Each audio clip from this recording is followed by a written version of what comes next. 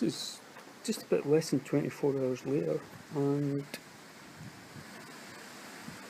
their little wallaby is fixed.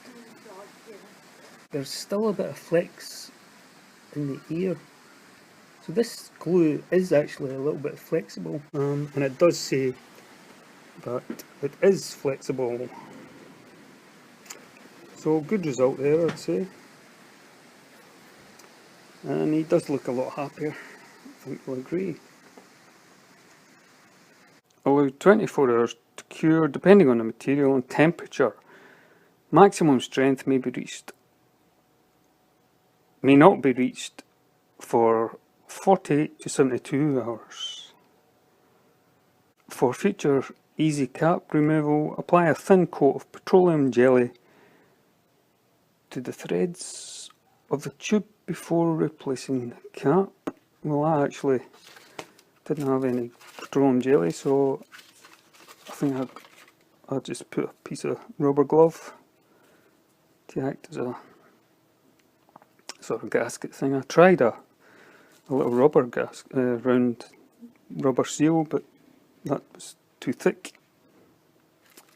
But hopefully that'll last, keep it from going off.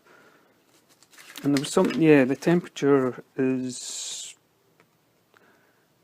10 to 32 degrees. However, fully cured adhesives can withstand temperatures from -40 to 82 degrees centigrade intermittently. So it was below 10 last night, and it's still below 10 now, I think. So that's why I brought these in here and actually warmed them up periodically with a little, well, I say periodically, twice with my heat gun, and didn't really make much difference. Yeah, it's sturdy, and there is a little bit of flex, I'd say.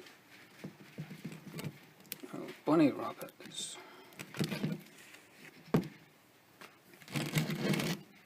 Mr. Bunny is all cured, so that it works, you know, it works, yeah, good stuff. I've